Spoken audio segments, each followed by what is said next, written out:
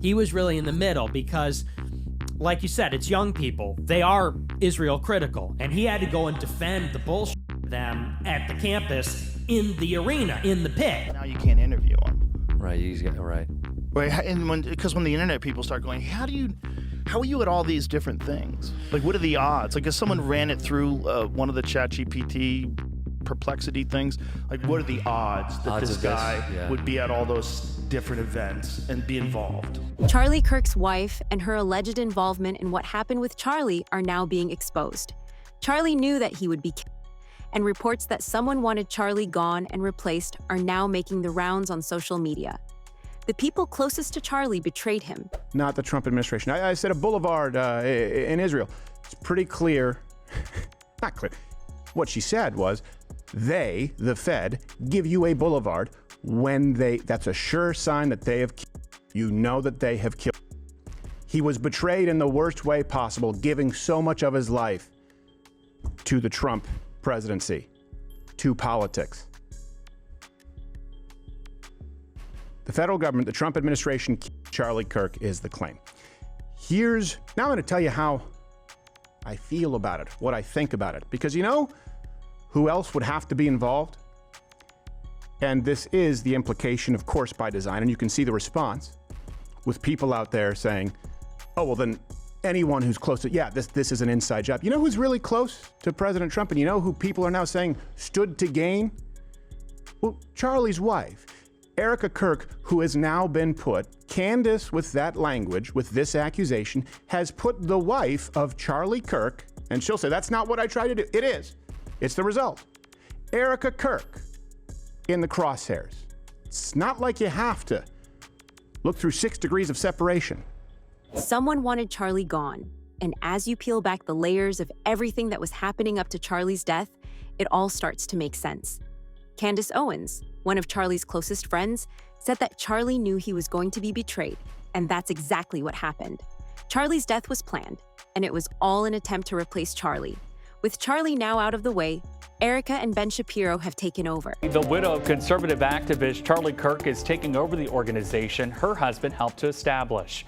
Erica Kirk was officially named as CEO of Turning Point USA by the group's board. In a post on social media today, the board said the organization will carry on and not surrender to evil. Charlie Kirk was fatally shot during an open-air event on the campus of Utah Valley University on September 10th.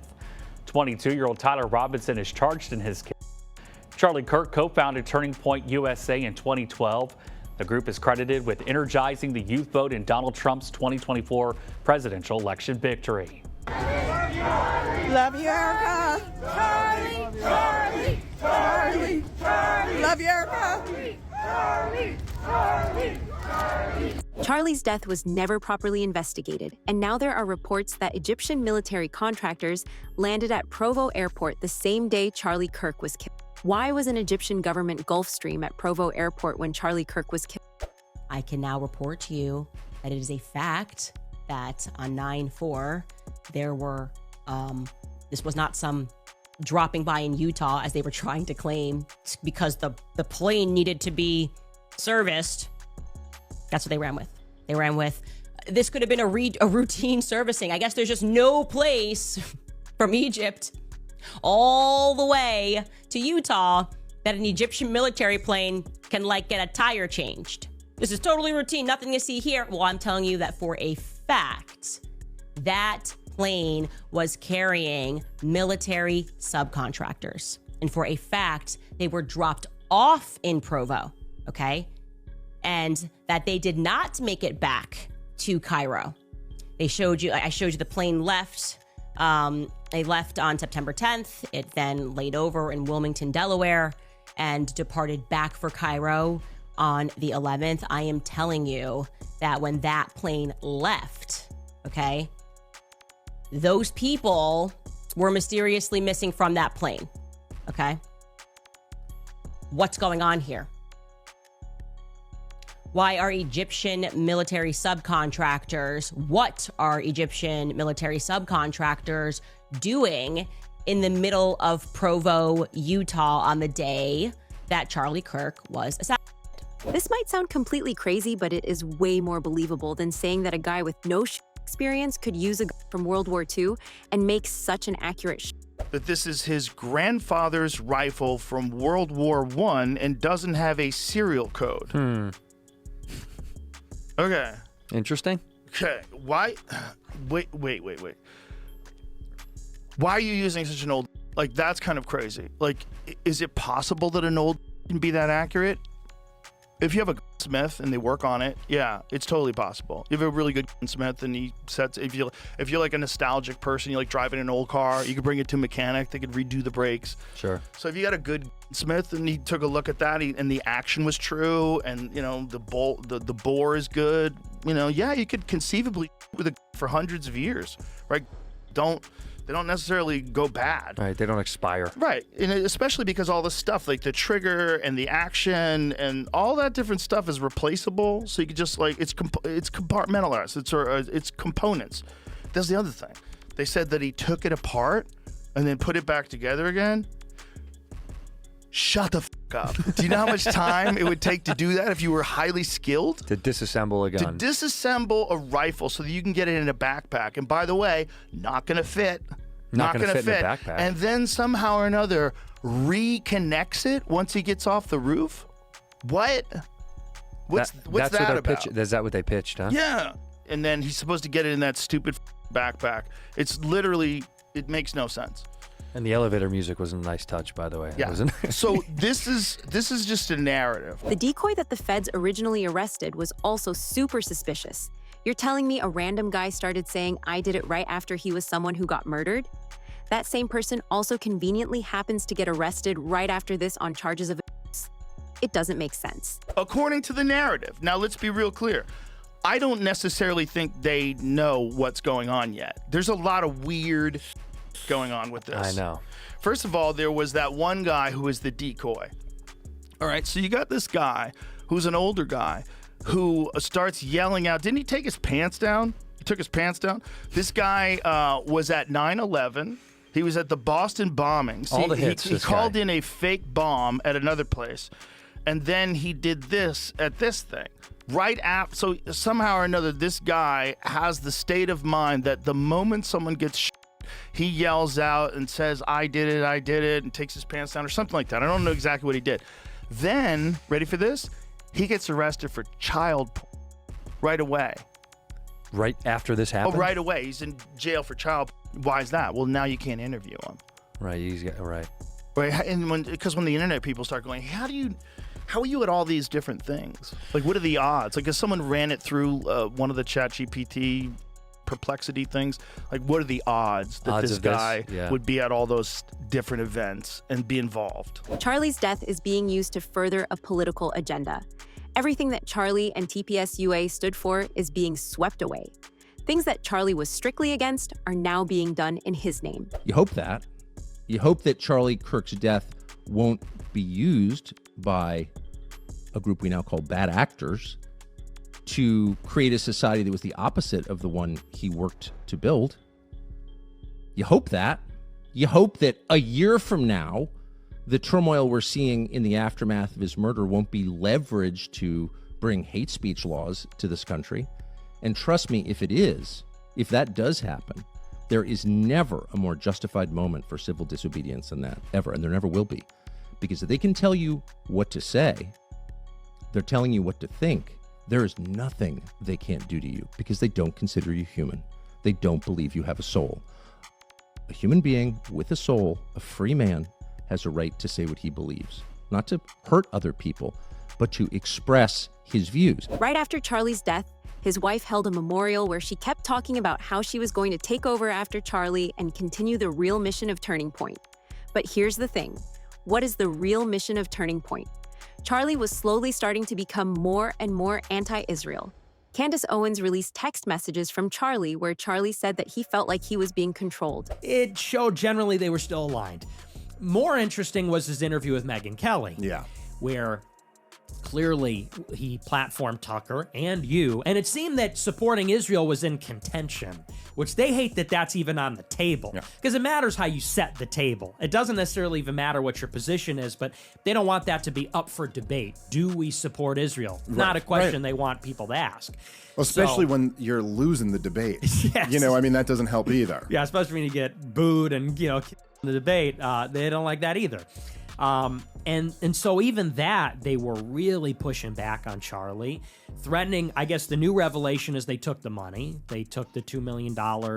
It's a pretty big organization, but that's not a negligible chunk of change for Charlie and Turning Point USA. And he goes in the group chat, and assuming, like you said, that it's authentic, that is, I think, the most stark thing we've heard from him on the record, where he says, I have to leave the Israel camp. And I would say that's even different than what he said on Megyn Kelly. Because on Megyn Kelly, he said, oh, you're going to call me an anti-Semite? He sort of stopped himself. He said, well, you're going to lose me. That's what he was going towards. Yeah, you're not going to lose me. He goes, but I'm going to be deflated. In that text, he says, I'm out. And I would characterize that as I was his rival, and I'm very cynical about him. He was kind of caught between a rock and a hard place. He was really in the middle because, like you said, it's young people. They are Israel critical, and he had to go and defend the bull to them at the campus, in the arena, in the pit. One more thing rather explosively. 3 people told me off record. 2 people who have this in a written communication from Charlie. One who is a Turning Point USA donor, and I would say very much one of the white knights in this. The very day before Charlie Kirk died, he expressed that he thought he was going to be killed. He told these people, I think they're going to kill me. Okay? He did not express that to me, so I am telling you this based off the testimony of 3 people. And I am saying this because I hope that these people, who I think are good, will be inspired to come forward with that. Now, again, those conversations I had were off record. I honor that. If I say it's off record, it stays off record. But I'm hoping that watching what I am doing and feeling the energy that is rising across the world for people who want to know what the heck happened on 9/10, that, they will be brave and they will say, yeah, Charlie did the day before he died think that he was going to be, and maybe tell us, who is they? Well, for once and for all, who is they? Who is the they that he thought were going to kill him? Turning Point USA has confirmed that the text messages are real and that Charlie did send them. Even in interviews, Charlie was saying the same thing. He was being controlled and forced to say things that he didn't agree with. A month before his death, Charlie spoke to Megyn Kelly about being terrified of his Israeli donors and about approaching certain topics, how he was stepping through a minefield trying to satisfy his owners and his audience at the same time. But I want to take the start of this show to address some of the things that have been going around on public, namely about a group text chain that has been made known and released by Candace Owens.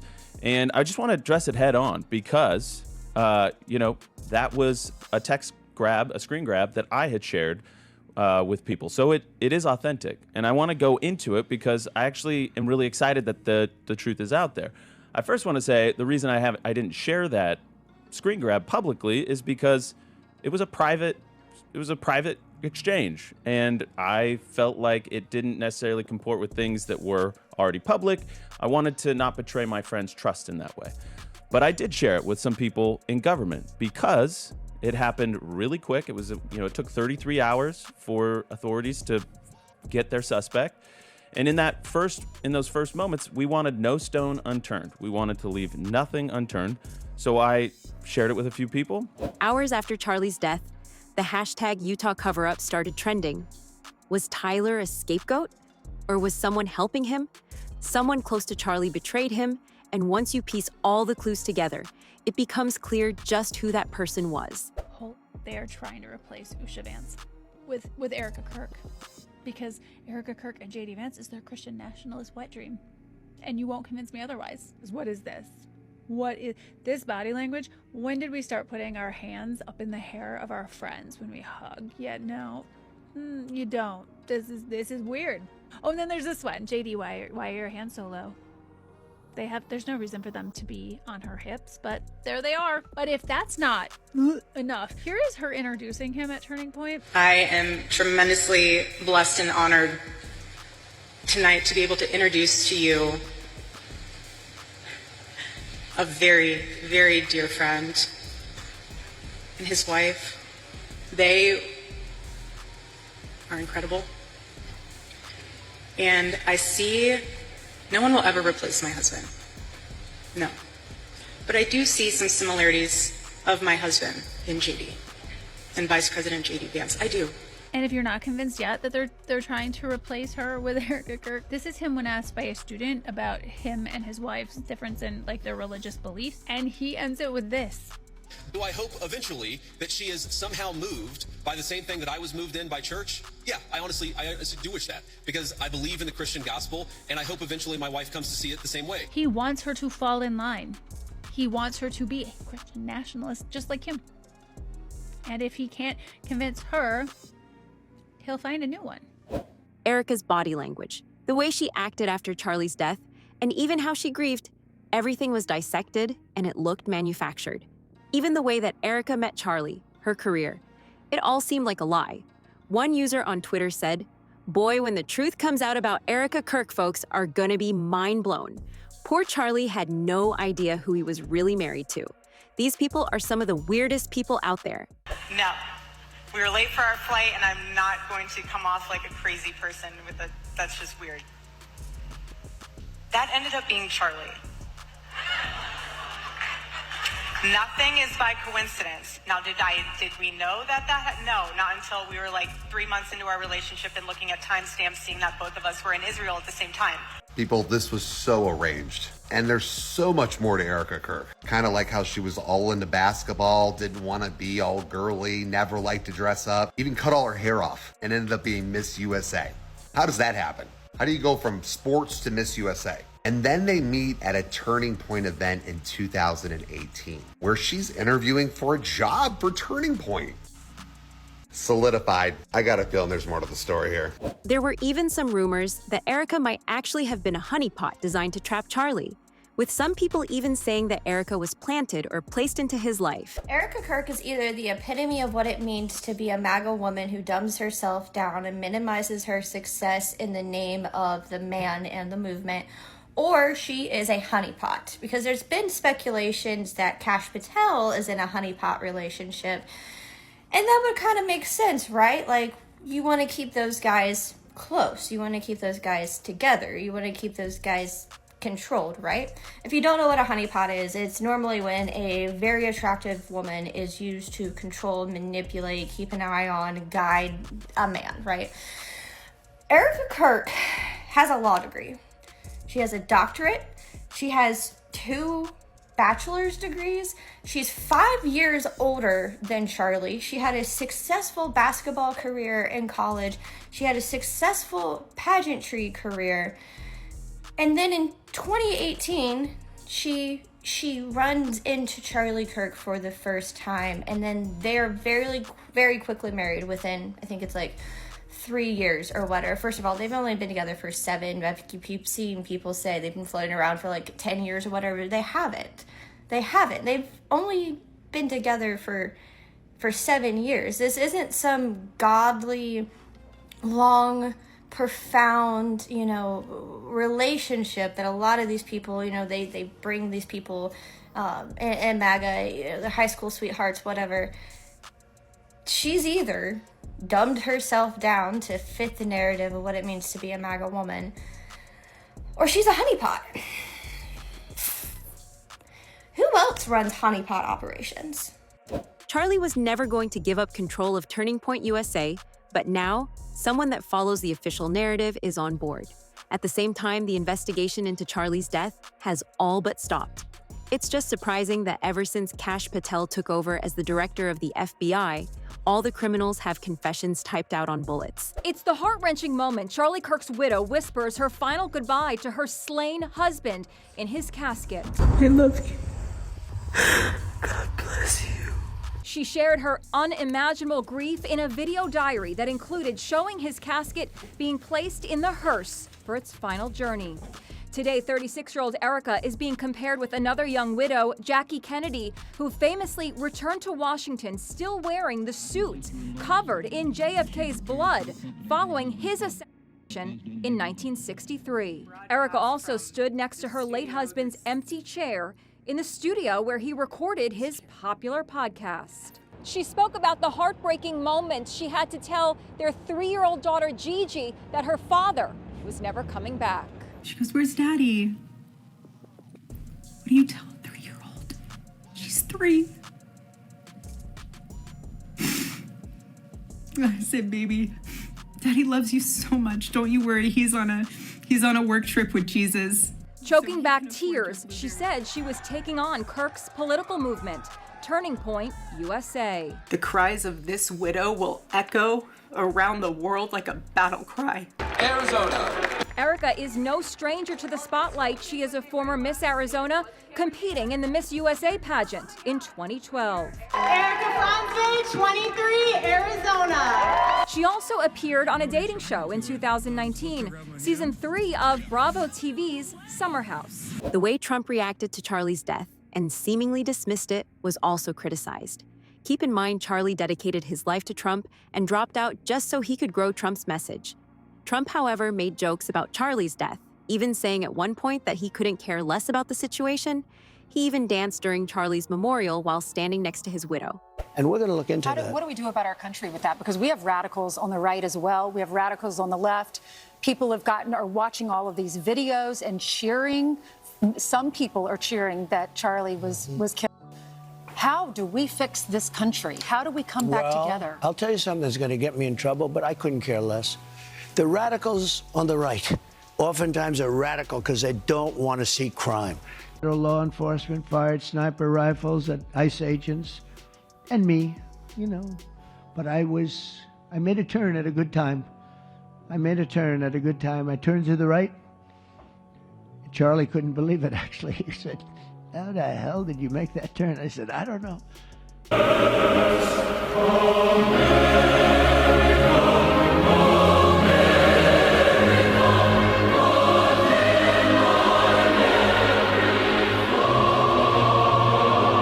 One user on Twitter even said, Charlie dedicated a decade of his life to fueling causes that benefit Donald Trump, activating the youth and converting them, being a soldier for the right, so on, so forth. Now in his death, after the was identified and not somebody that can be politicized by his party, Donald Trump devoted half of a second to Charlie Kirk before plugging his new White House ballroom. How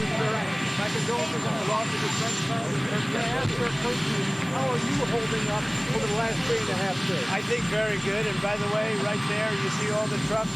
They've just started construction of the new ballroom for the White House, which is something they've been trying to get, as you know, for about 150 years. And it's going to be a beauty. It'll be an absolutely magnificent structure.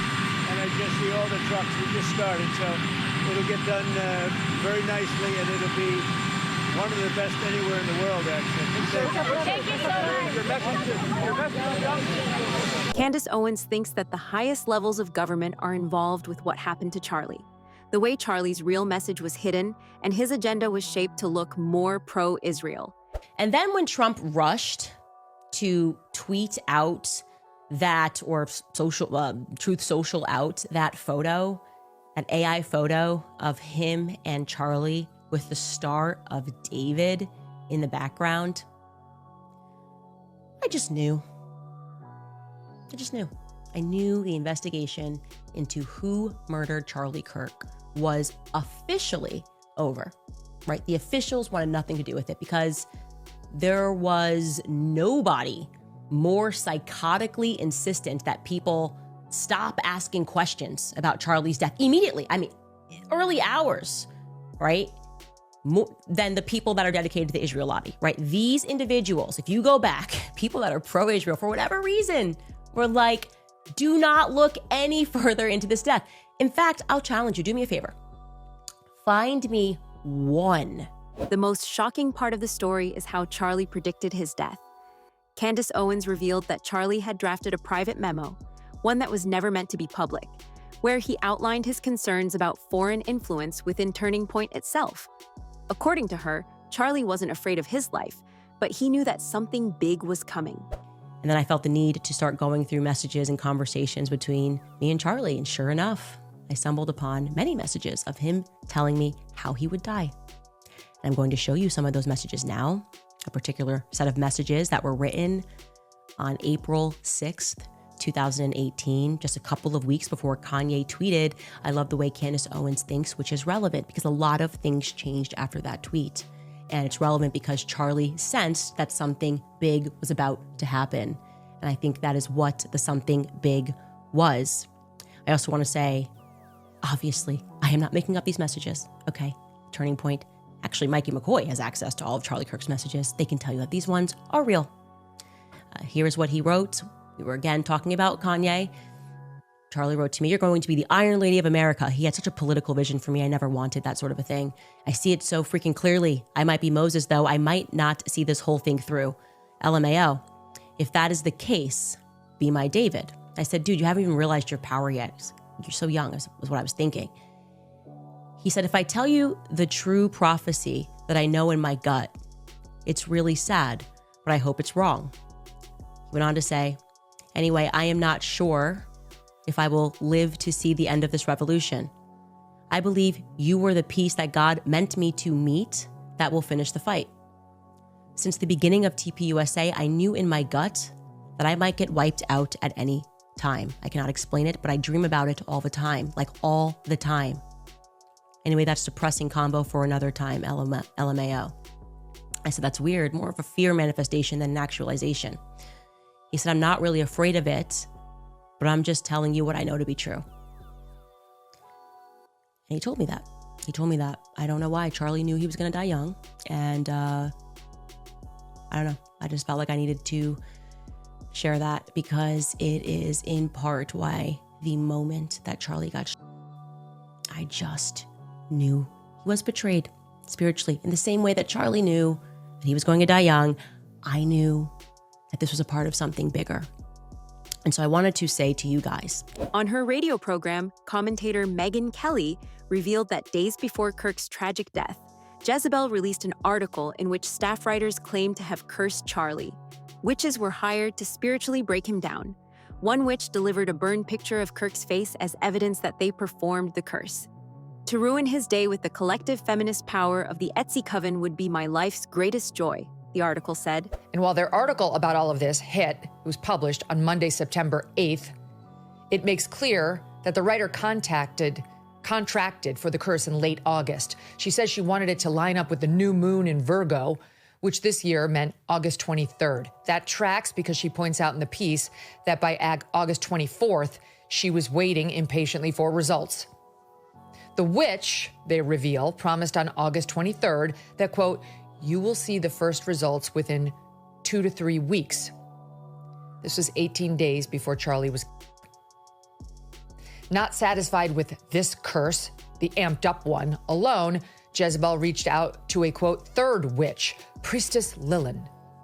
Jezebel opined, if enough people cursed a single person, would the results be stronger?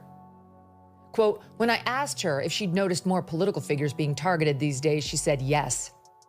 The next day, Lilin sent the Jezebel writer proof of the hex she had cast, quote, "A photograph in flames, the edges slowly curling inward, engulfing Charlie's ridiculous, scrunched up little face."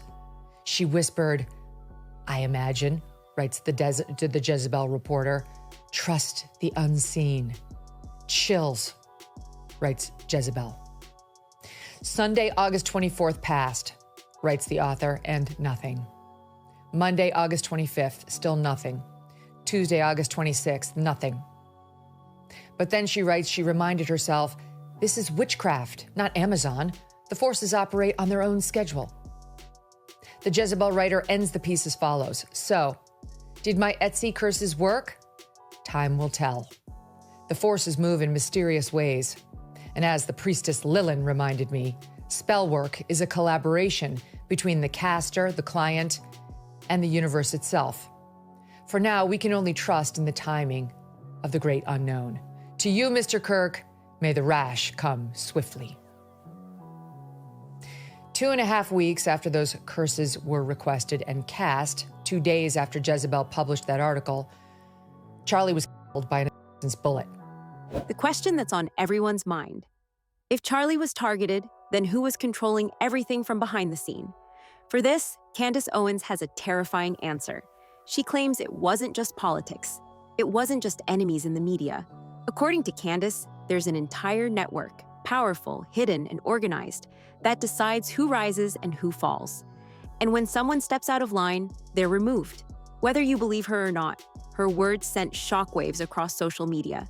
Some called her brave, others said she'd gone too far. My heart aches for the fact that he gave so much of his life to Trump and to politics, and they just were like, nope, that is it. It serves us or it doesn't serve us, and we want to move on. And so here's a holiday.